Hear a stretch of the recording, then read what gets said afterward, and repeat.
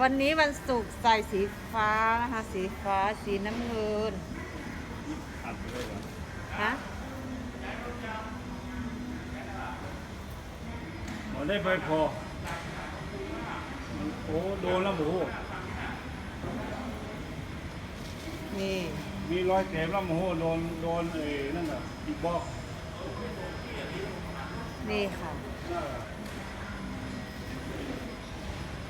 ใส่แบบนี้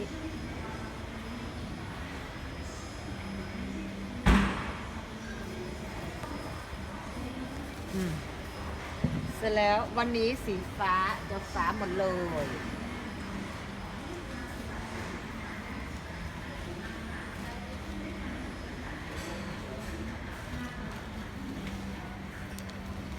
อันนี้แบบของแบบโบราณหน้าทุกคน เสื้อผ้ารุ่นนี้คือของยุค80 90ก็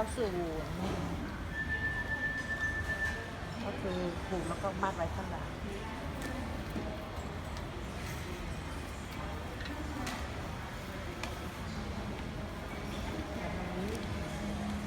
นะคะ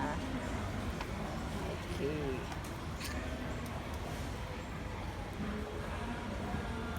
เอาที่รัดเอวมา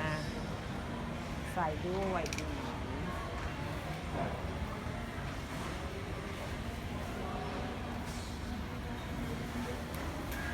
ตัวนี้นะคะใส่มันเลย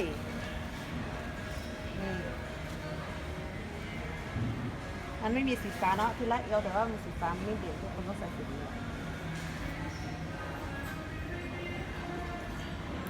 โอ้อลังมาก